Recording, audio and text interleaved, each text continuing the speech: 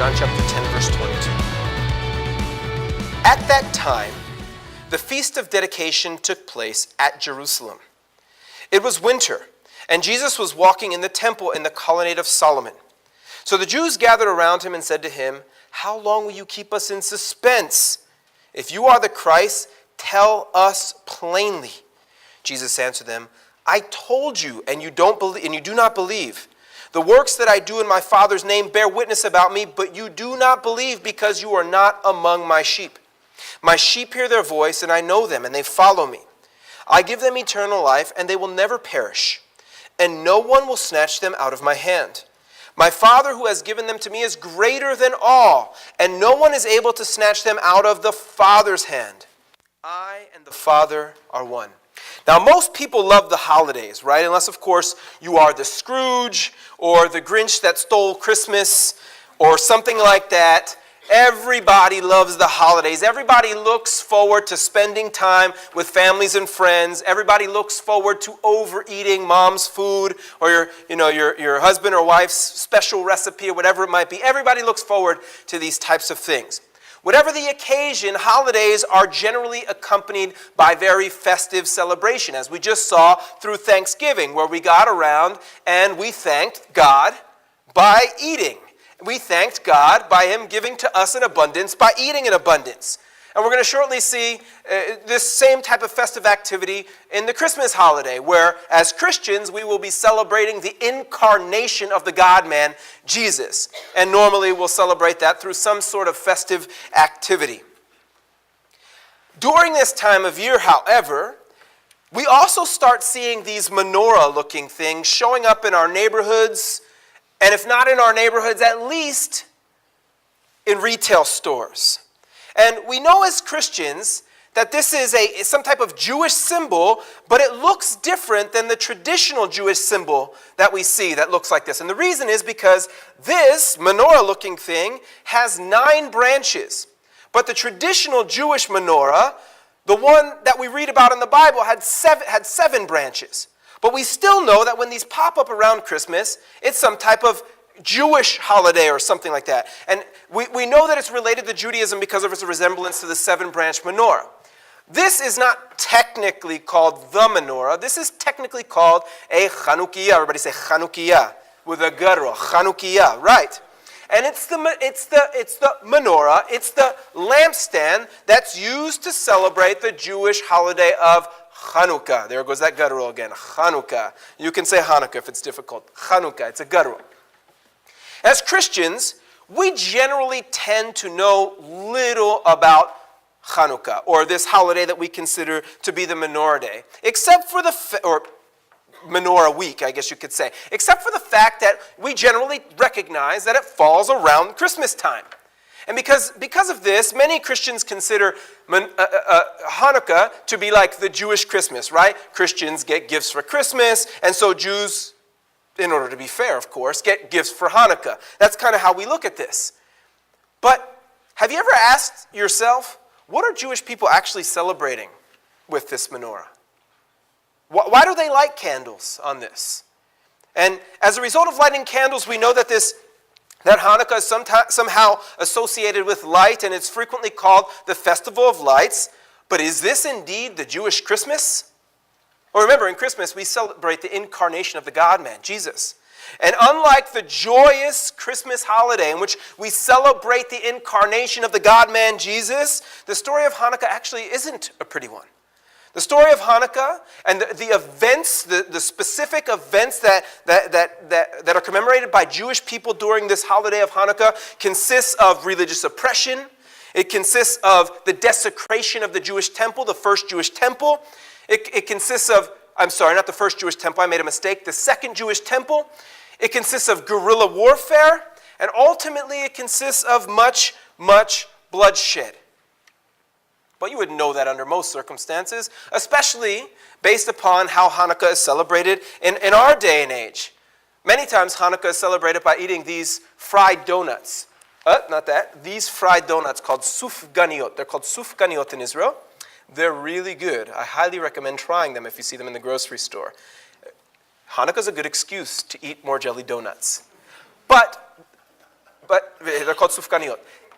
But we see Jewish people eating these fried donuts during this time of year. We also see them eating these fried potato pancakes. That's applesauce in the middle. Sometimes they eat them with yogurt.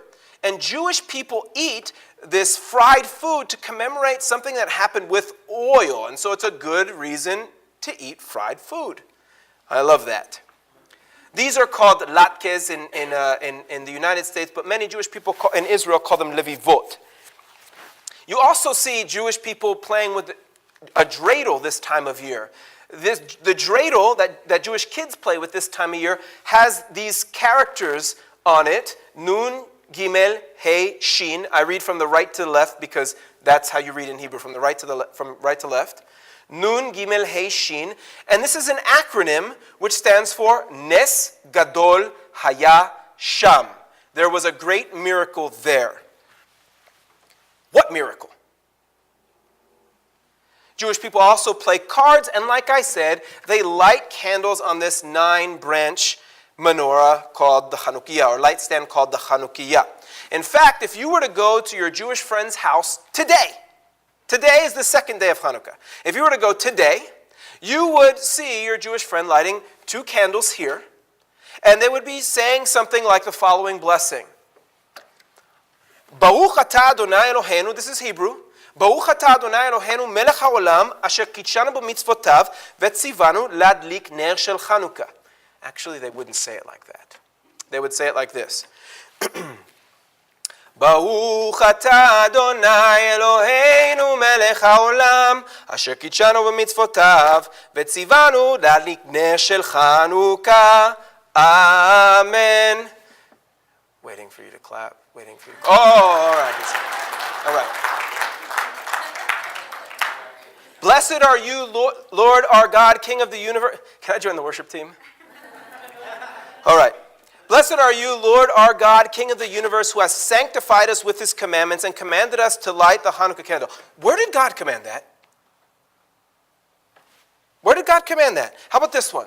This is the second blessing that they would say, that Jewish people say around this time as they light the candles. Baruch atah Adonai Eloheinu melech haolam she'asa nisim la'avoteinu b'yamim hahem b'zman hazeh. And everybody says, Amen. There you go. Blessed are you, Lord our God, King of the universe, who did great miracles on behalf of our forefathers during those days, during this time period. Again, we as Christians have to ask, what's being spoken about here? Most families they'll light the candles and then they'll sit around and they'll sing traditional Hanukkah songs like this one. Hanerot halalu she'anu madlikin ala nisim ve'ala niflaot ve'ala milchamot ve'ala teshuot she'asita la'avotenu bayamim ahem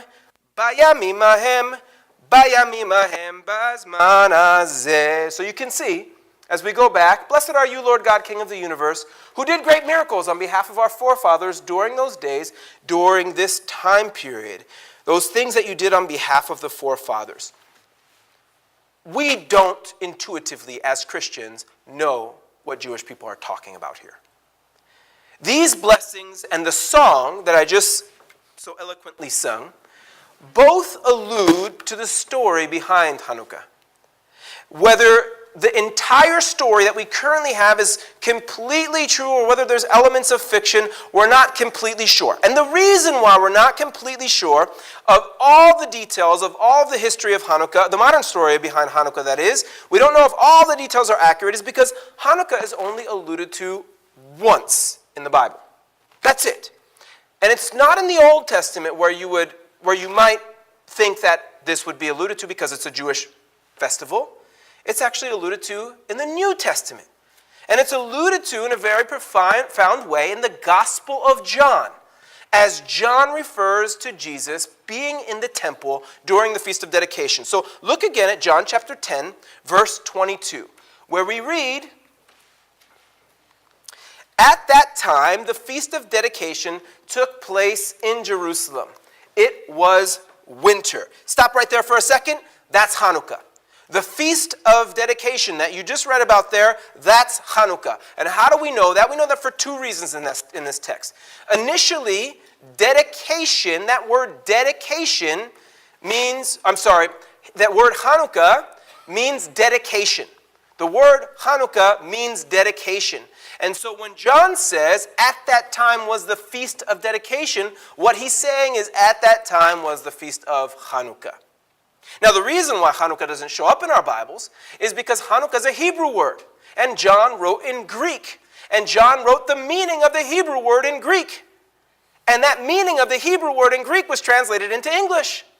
So we read in our English Bibles, the Feast of Dedication. But actually what's being mentioned there is the Feast of Hanukkah. The second thing that we can note about this particular verse is that Hanukkah always starts on the 25th day of the Jewish month of Kislev. The Jewish people have a Jewish calendar, and we use the Gregorian, or what they call the secular calendar. Kislev, the month of Kislev, always overlaps around the time of our month of December. So sometimes it could start as early as late November, but it's always around our winter time. And John says it was winter. So John places Jesus in the temple during the Feast of Dedication, Hanukkah, in the winter, when we know that that Hanukkah would have been celebrated. And this year, Hanukkah started last evening on December 12th, and today was the second day of Hanukkah.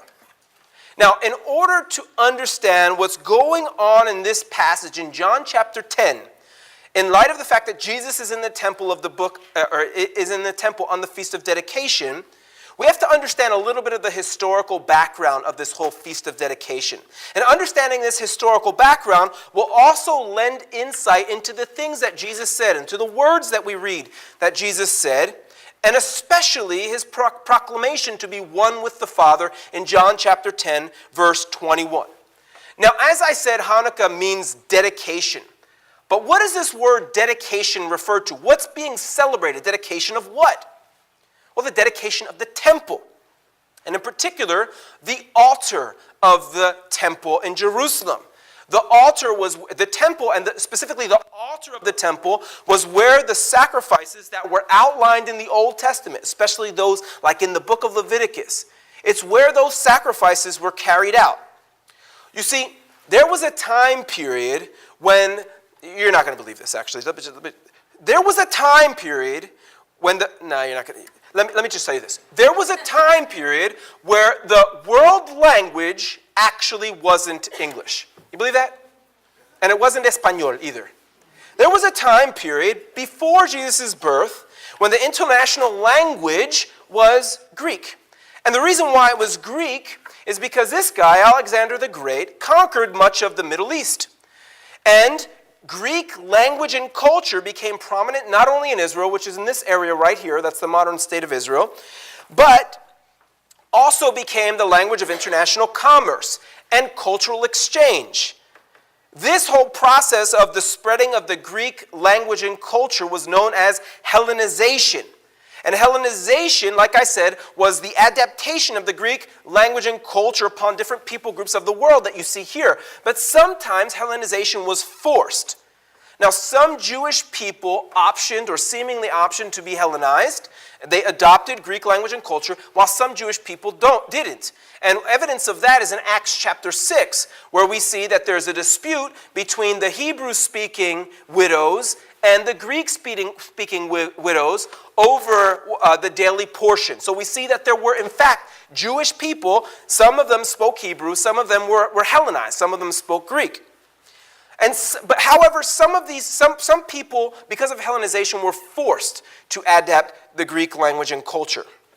Now, after this man Alexander the Great died, his successors fought over his kingdom. I mean, look at how big that kingdom is, right? You'd expect his successors to fight over that kingdom. And about 150 years to 160 years after Alexander the Great's death, a Greek group called the Seleucids controlled what we now know to be the country of Israel. And during this time, a Seleucid king named Antiochus IV, the Seleucid king named Antiochus IV, who called himself Epiphanes, God manifest, this king began prohibiting certain aspects of the Jewish religion. For example, Antiochus forbade eating kosher food. Now, what do I mean by that? If you go back to the beginning of the law of God, if you go back, especially starting in the book of Exodus, the second half of the book of Exodus, God told the people of Israel, the predecessors of what we now know as the Jewish people, God told them to eat a certain way. He told them to eat, and that they were permitted to eat certain foods and not permitted to eat certain foods. Those foods that they were permitted to eat were called kosher foods. Antiochus, for reasons that are unclear, started to forbid the eating of kosher food, or to keep kosher. It's called keeping kosher. He started to forbid this.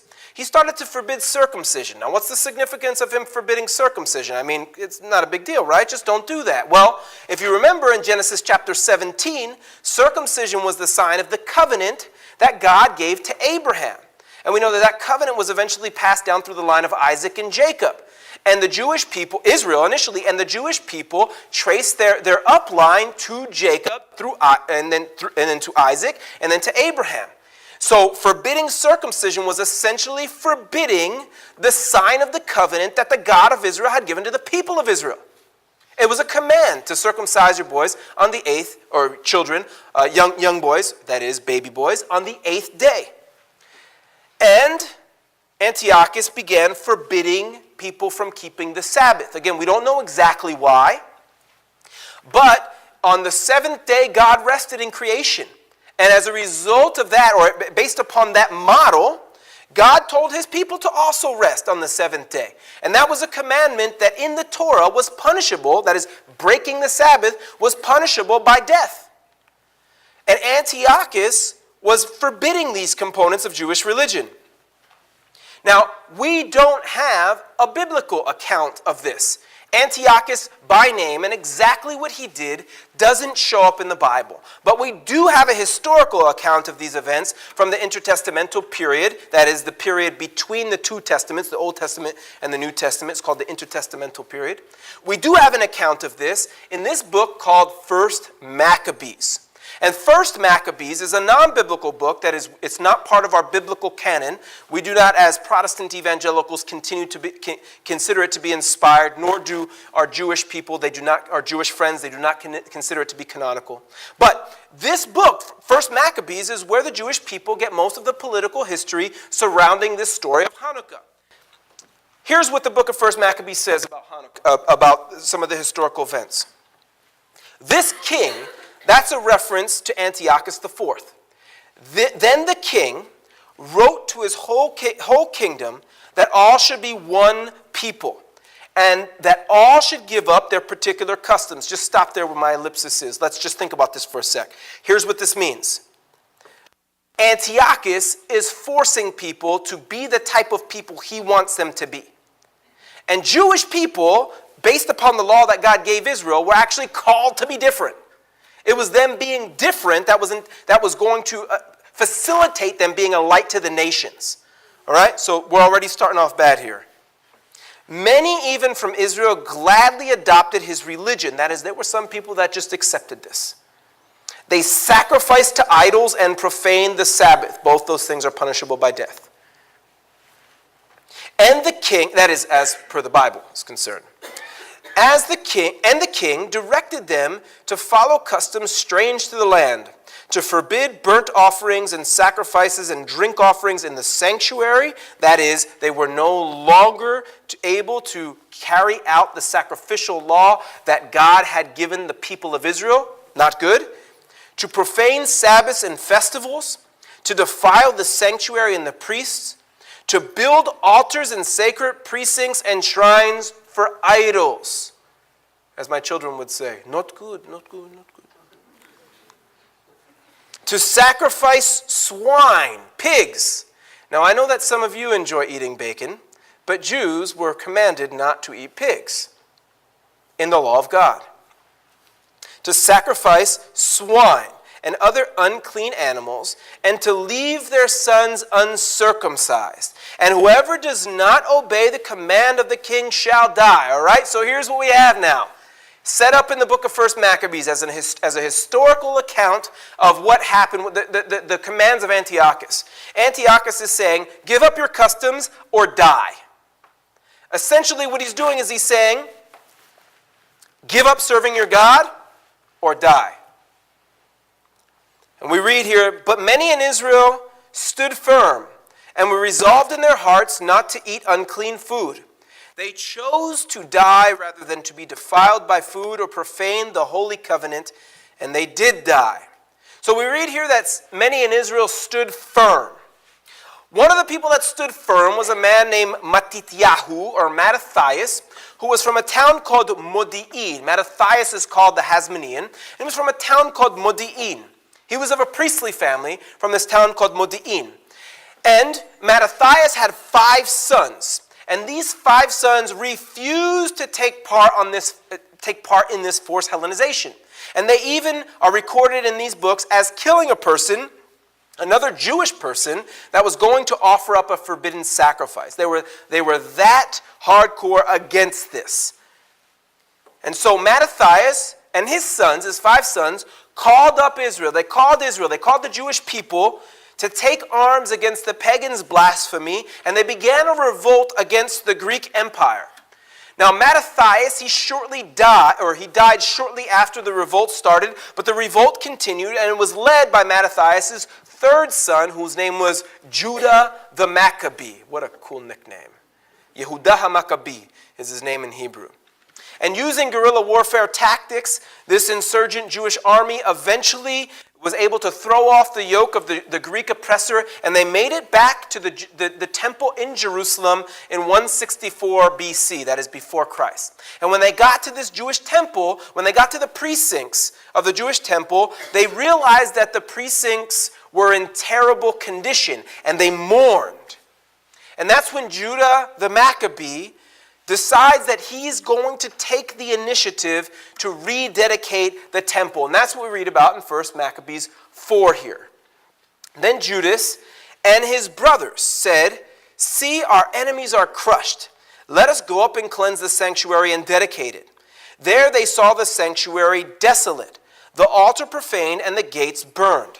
They saw also the chambers of the priests in ruins. Then they tore their clothes and mourned with great lamentation. Then Judas chose blameless priests, and they cleansed the sanctuary and removed the defiled stones. They deliberated what to do about the altar of burnt offering, which had been profaned, and they thought it best to tear it down. So they tore it down. Then they took unhewn stones. Let's see. There we go. Not there. All right. No big deal. Oh, let's see. No, one of them's missing. That's all right. You can listen to this. Then they took unhewn stones, as the law directs, and built a new altar like the former one. They made a new holy vessel, and they made new holy vessels and brought the lampstand. Now, lampstand, remember that, lampstand, that's really important. Lampstand, the altar of incense, and the table into the temple. Then they lit lamps on the lampstand and gave light to the temple. Then, after this first rededication of the temple, Judas the Maccabee determined that this rededication of the temple should be observed annually. And that dedication is Hanukkah. That's where the historical story comes from. What's important to note about the historical part of this story is the following. That reference to the lampstand, right? I said, and brought the lampstand. And then they lit the lamps on the lampstand. Here's why that part of the story is important. You see, in the temple, there was a big, beautiful lampstand made of solid gold that we refer to as the menorah. And that was a 7-branch lampstand made of solid gold. And God commanded the light of the menorah to never be extinguished in His Word. For example, we see in Exodus chapter 27, verses 20 and 21. You shall command the people of Israel that they bring to you pure beaten olive oil for the light. Pure beaten olive oil for the light. That a lamp may regularly be set up to burn. It was supposed to burn all of the time. In the tent of meeting outside the veil, the tent of meeting was the predecessor for the temple. outside the veil that is before the testimony. Aaron and his son shall tend it from evening to morning before the Lord. It shall be a statute forever to be observed throughout their generations by the people of Israel. That menorah was never supposed to go out. And in the historical story that we have of Hanukkah, that menorah was out. Why? Because the temple had been desecrated. That when the Greek people got there, they didn't understand and didn't even care about the significance of the menorah. Why would they keep it burning? And notice specifically, they needed to burn with pure beaten olive oil for light. Right? So, no problem, right? The Maccabees, they get there, just go get some olive oil and light the menorah. Well, there actually is a problem. The problem was that it took 8 days to produce enough oil for one day. It took 8 days to burn that menorah for one day. That's the problem. And so they started the production of the oil. Now, can you guess what happened according to Jewish tradition? See, according to Jewish tradition, this is the miracle of Hanukkah. There was only one cruse of undefiled oil that was found in the temple. Only one cruse. Only enough to last for one day. Only enough to light that menorah for one day. And that cruse, according to Jewish tradition, lasted the 8 days that it took to produce more oil so that the lampstand could perpetually burn. We have that recorded here in the Talmud. When the Greeks entered the temple, they polluted all the oils in the temple. And when the Hasmonean dynasty, that refers to Mattathias and his 5 sons and their descendants. And when the Hasmonean dynasty overcame and defeated them, they checked and they found but one cruse of oil that was set in place with the seal of the high priest. Now the seal of the high priest indicated that it hadn't been defiled. But there was in it only enough to light a single day. A miracle was done with it, and they lit from it for 8 days. That's the miracle behind Hanukkah. That's where the tradition of lighting candles comes from. You see, this middle candle is called the shamash. It's the servant. It doesn't do any work. You light this shamash first, and then on each of the 8 days of Hanukkah, with the middle candle, you'll say the blessings that I said, and you'll light candles for the respective days. So for example, today is the second day, you would light 2 candles. Tomorrow you light 3 candles until you get to 8 candles. And then you let the candles burn, and you eat the fried foods, and you sing those songs commemorating God's protection, or Jewish people sing those songs commemorating God's protection over the Jewish people, and the miracle of the oil. Now, the issue ends up being with this particular part of the story is that we only see that this particular part of the story shows up significantly after the historical events recorded in the book of Maccabees. The Talmud, this is probably recording tradition at the earliest 200 years after AD, so 200 years AD, which would have been about 350 or 360 years after the historical event of Hanukkah. This miracle doesn't show up even in Maccabees. It doesn't show up in the Old Testament, it doesn't show up in the intertestamental literature, and this miracle doesn't show up in the New Testament. However, what does show up in the New Testament is that Jesus is still in the temple on the Feast of Dedication. And we have to ask, why was Jesus in the temple on the Feast of Dedication? I mean, we don't know if this particular miracle happened, right? But we do know, it's pretty historically sound to say that indeed there was a rededication of that temple. Now, we don't see Jesus celebrating, per se, the miracle. But we do see Jesus apparently, though it's not explicitly stated, we see Jesus apparently commemorating the rededication of the temple, the historical rededication of the temple. Now, if we take a step back and just think for a second about who Jesus was as a human being. Jesus was a Jewish man that lived during what's called the Second Temple period. That is, the Second Temple period started when Ezra rebuilt the temple, Solomon's temple, through the 70 AD where that temple was destroyed by the Romans. Jesus lived during that time. He lived in the late Second Temple period. As a Jewish person, during the late Second Temple period, it's not surprising one bit that Jesus would go to the temple to celebrate or commemorate the Feast of Rededication. Of course, Jesus would go to the temple to celebrate the Feast of Dedication if this happened. Of course he would, right? Of course he would commemorate that. That's not surprising because he was a Jewish person that did Jewish things. What's surprising here is what Jesus said when he was in the temple. So, I know that in most of your Bible studies, you don't read the entirety of the passage that you're going through twice, but this isn't most of your Bible studies. We're actually going to read the entirety of the passage again. And here's why. Because this passage deserves a look before going through the history, and it deserves a look now after we went through the history behind the passage. So turn your eyes again, please, to John chapter 10, and we'll read, starting in verse 22.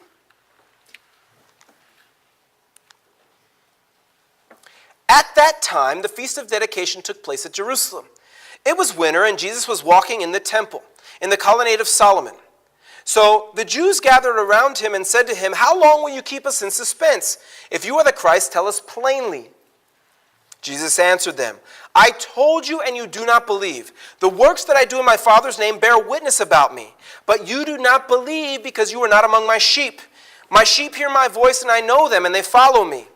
I give them eternal life, and they will never perish, and no one will snatch them out of my hand. My Father who has given them to me is greater than all, and no one is able to snatch them out of the Father's hand.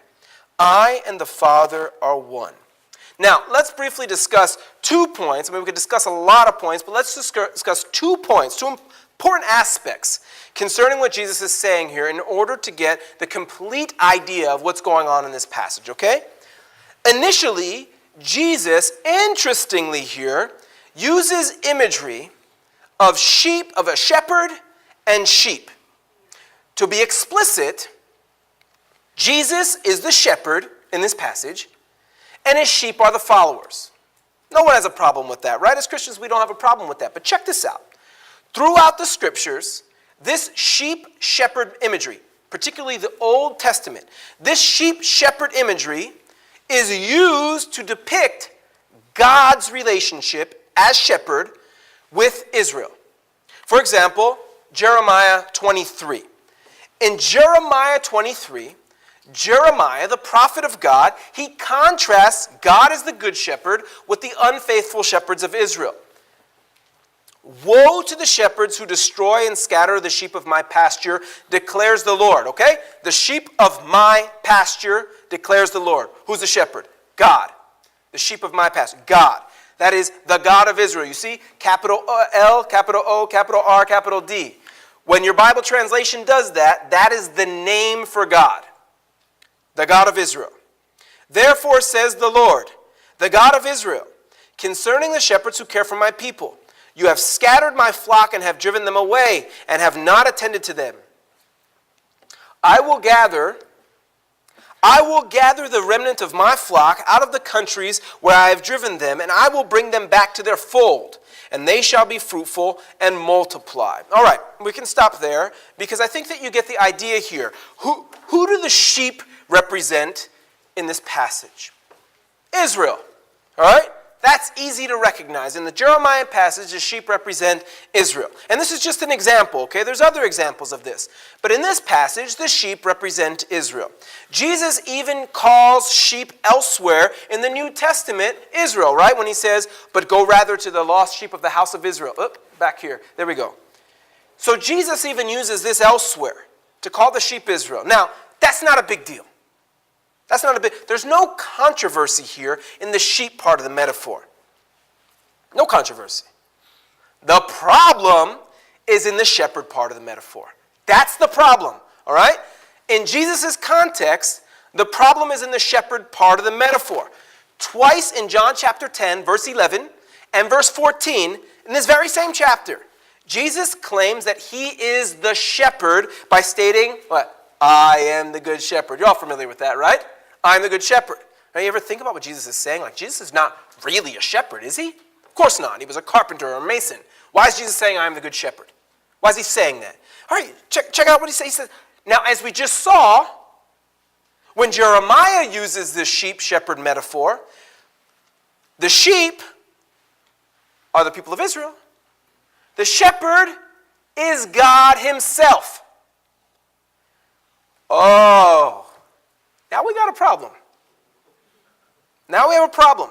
Because Jesus is using that imagery in the temple to call himself God himself. And to magnify that issue, as we see in verse 23, John says in verse 23 that Jesus was in the temple with the religious people, metaphorically referring to God, or metaphorically referring to himself as God. Now, this is the issue. Those people that were there would have recognized the metaphor. Now, do you see what's starting to develop here? Jesus has called himself God through this sheep shepherd imagery. Now, how would you feel if I stood here in the middle of this service and said, I am God? Now, some of you are giggling already, smiling. He's a weirdo. It's all right. No. Let's play this out. Let's play this out for a second. I am God. I am God. I'm just standing here. It's already starting to annoy some of you, isn't it? All right. Now, let's say I just stand here and do this for a few minutes. I'm God. I'm God. Okay.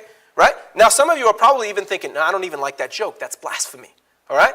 Now, multiply those feelings by like 5 or 10. Or let's play this game. Multiply those feelings by 50. No. Multiply them by 100. No, multiply them by 1,000. No, infinity. Okay, let's be elementary school kids here, right? Multiply that by infinity, and you still have no idea that the effect that Jesus' words had on his audience. Here's why. Because Jesus called himself God in light of the fact that Jesus was standing in that same temple that had previously been desecrated by the Greeks about 190 years before that. Jesus was calling himself the God of Israel in the temple that had been desecrated by the Greeks during the Feast of Dedication, which was commemorating the fact that blasphemy had been kicked out of the temple. And not only that, I'll reiterate this actually, Jesus was claiming divinity during the festival that marked the expulsion of blasphemy from the temple. Now, let's just say that there were some people that didn't get that sheep shepherd imagery. Let's just say it was a little bit vague, maybe there's some of you here that are kind of like, I don't know, maybe you're stretching this a little bit. Okay, let's just say there were some well-versed people in the temple that didn't understand Jesus' claim. But Jesus leaves absolutely no room for speculation in verse 30. Look what verse 30 says. I and my Father are one. Right? Okay. I told you all that I did my PhD in Israel. I lived in Israel for 5 years, and I went to a very good public university there, 27,000 students, and not everybody in the university was a religious person, but everyone in the Bible department, which is where I did my PhD, everyone in the Bible department had to be a practicing Orthodox Jewish person. And one of the things, and I really enjoyed studying with these Orthodox Jewish people, but one of the things that I learned when I was there was the following. Judaism doesn't really have creeds like Christianity. It's not a creed-based religion. That is, in Christianity we say, oh yeah, you really should believe some of the fundamentals of the faith if you're going to call yourself a Christian. Like you must believe certain things. Or, like the Nicene Creed. Or you should believe that these books actually are in the Bible. And these, it's a creed-based religion. You have to believe in literal physical resurrection if you're going to call yourself a Christian. Things like that. We actually say, no, you really need to believe certain things. And Judaism isn't creed-based in that sense. But there's one thing that most Jewish people would say that you cannot deny or disagree with if you want to call yourself a Jew. And that is monotheism. You have to believe that there's one God. If you want to call yourself a Jew, you should believe that there's only one God. Okay? And where does that come from? It predominantly comes from this verse right here, which is called the Kriyat Shema. Shema Yisrael Adonai Eloheinu Adonai Echad. It's a proclamation here that God gave through Moses to the people of Israel. Hear, O Israel, the Lord our God, the Lord is one. And Jewish people say this prayer several times a day they make this proclamation several times a day when they do their prayers. One God. One God. You see, if you just skim through the pages of the Old Testament, you realize that the Jewish people were the people that actually brought monotheism to a polytheistic world. They were the ones that were supposed to represent that one true God, right? No human can make themselves God in Judaism. Monotheism was essential prior to Jesus' words. It was essential during Jesus' time. It continues to be essential to the present day. But Jesus dares to make himself equal with God here. That's what he does. Here's how he does it. He says, I and the Father are one. Okay. Check this out. Jesus and other Jewish people during the time of the late Second Temple period, they didn't speak Greek to each other. They didn't speak Latin to each other. They were Jews. They spoke a Semitic language to each other. They probably spoke Hebrew to each other. Jesus probably spoke Hebrew with his disciples. Jesus probably spoke Hebrew with other Jewish people, especially in the temple. And when he said, I and the Father are one, he's saying, I and the Father are echad. Check that out. That word right there is echad. And it seems that there's an allusion when Jesus is talking to this verse.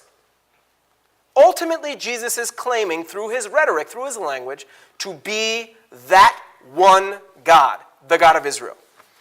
Okay, now you see what's starting to develop, right? Do you understand the severity of the claim to the ears of the people who were celebrating the rededication of the temple? It was only about, like I said, 190 years earlier that this very same temple where Jesus was standing was desecrated during the rule of Antiochus IV, who called himself Epiphanes, God in human flesh, right? God incarnate. Now Jesus is standing in that very same temple calling himself God incarnate. Jesus' words are blasphemous to his hearers, and his timing couldn't have been orchestrated more precisely than this ultra-significant celebration of Hanukkah. Why? Because it was during Hanukkah that the Jews were celebrating the rededication of their temple in their temple.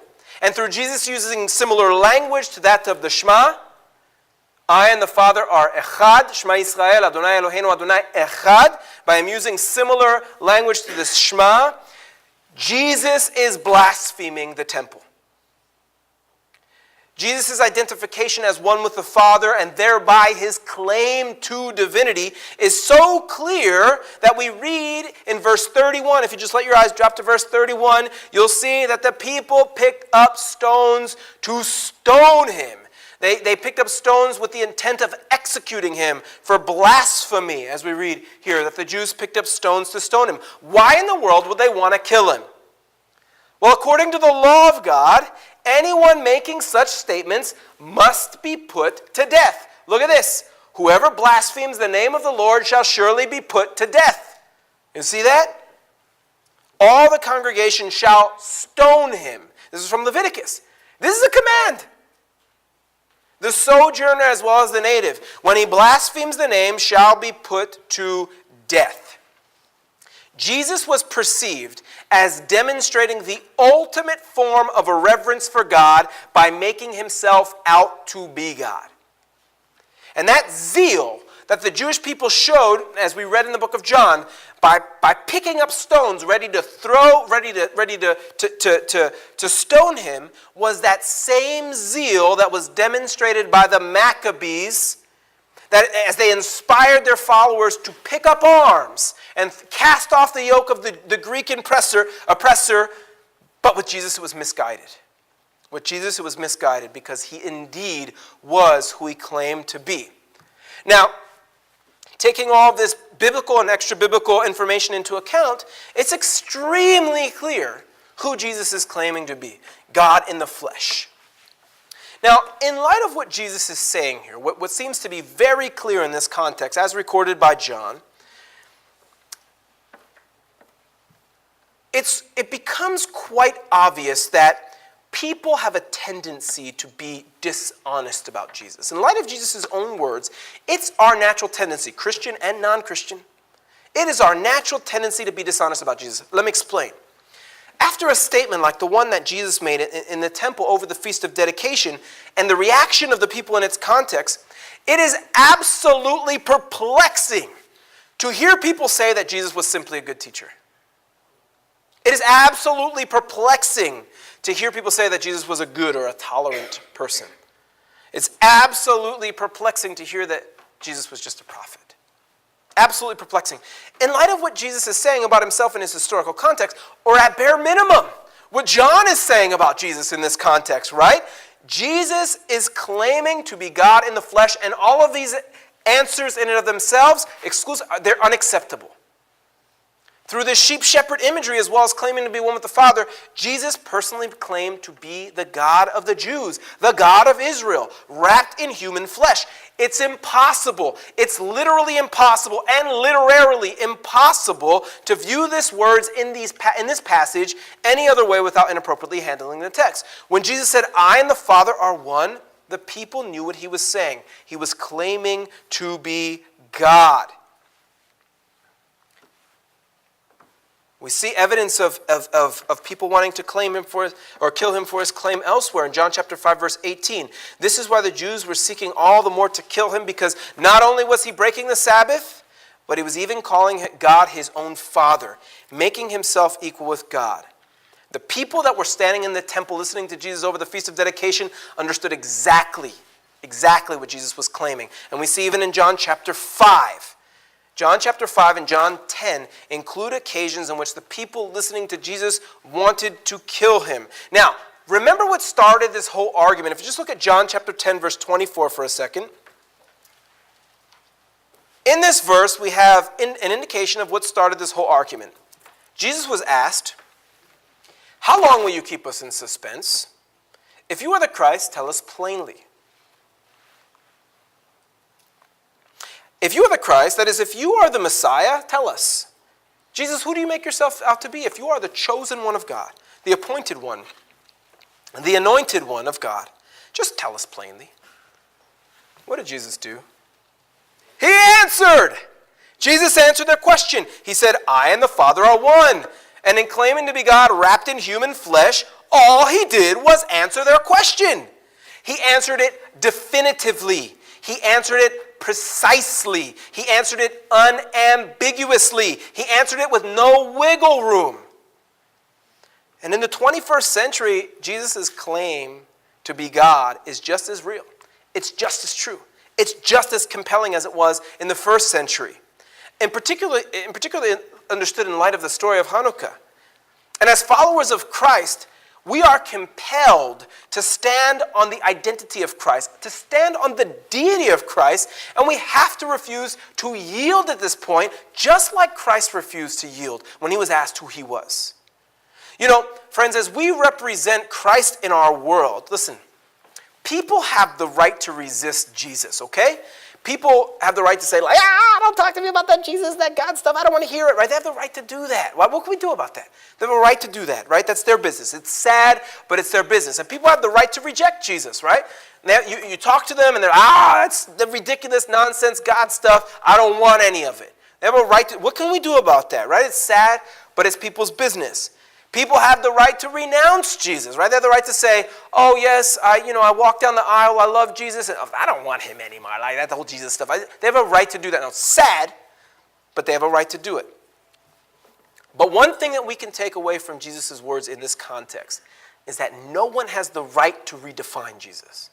No one has the right to redefine Jesus. And it's human tendency to redefine Jesus. It's human tendency to bring Jesus down to a level where he can coexist with us. It's human tendency, now this is Christians and non-Christians, right? I'm talking in-house here. Sometimes we bring him down to a level where we don't have to make any changes in our personal lives in order to get along with Jesus. That's our tendency. And in this way, we don't have to deal with the lordship of Christ over our lives in order to get along with Jesus. And this is precisely how Jesus turns into a great humanitarian. This is how Jesus turns into a philosopher, a moralizer, a teacher, a nice religious figure. Look, of course Jesus was all of these things. Was Jesus a great humanitarian? Of course he was. Was he a philosopher? Yeah. Was he a teacher? He was the best. But he was more. He was God wrapped in human flesh. And he makes that clear in this context by claiming to be one with the Father over the Feast of Dedication. Jesus can't be redefined. Jesus cannot be defined on any terms other than the ones that he gave. He is Lord over everything, and no human has the right to redefine him so that we don't have to deal with his claims. And we can't let those around us do that either. In some places in the world, standing this hardcore on the identity of Christ may very well cost people their lives. Like in northern Iraq now. It might cost you your life to stand on the identity. In eastern Syria, it might cost you your life. It might not cost you your life in Southern California. It might not cost you your life to stand on the identity of Christ. You know that's probably not going to happen right now, but standing firm on the identity of Christ in Southern California might very well cost you your job. It might very well cost you your popularity. It might cost you your inheritance. It might cost you your neighbors, friendships with your neighbors. It might cost you your career. But you know what? Whatever that cost might be, as followers of Jesus, it is our privilege, it's our responsibility and privilege to pay that price. The rededication of this altar, of the temple in Jerusalem that we talked about, is indeed another demonstration of God's faithfulness to his covenant people. The rededicated altar ended up providing, understand what happened here, right? The rededicated altar ended up providing a continuation of the symbolism that had always been intended to point to the person and the work of Jesus as the mediator of the new covenant.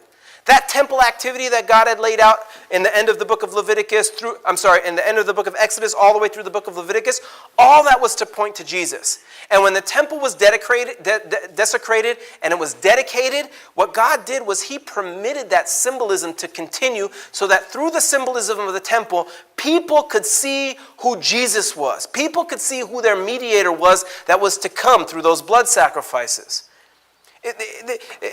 There's greater significance in the rededication of the altar than pointing to the strength of a particular people group or that refused religious oppression. There's greater things than that. This rededication of the temple, and maybe the miracle of the oil, if it even happened, if it were real, which we don't know, this all came to pass because of God's goodness and dedication to the symbolism represented in the temple and the altar. If that miracle happened, the miracle of the oil, if it happened, the point of it was not to demonstrate how great a particular people group is or how strong a particular people group is, but rather this whole thing was intended to demonstrate this, that God would not let anything interrupt the plan of salvation and the symbolism by which the temple was going to demonstrate how God was going to save his people. Jesus indeed claimed to be God in the flesh, and no other case is more obvious than standing in that rededicated temple and using similar language to the only Jewish creed by calling himself one with the Father. Jesus condescended. He descended. He sacrificed himself. He resurrected physically from the dead, and he ascended, demonstrating that he indeed was God in the flesh. Jesus made good on his claim. The temple was the primary mechanism, it was the primary way that pointed to Jesus and God in his grace, preserved the symbolism of the temple through its rededication. And in this, friends, we see God's faithfulness. And we as believers in Jesus are called to stand on that truth that Jesus proclaimed in that very temple. And we're called to stand on that truth like Jesus did.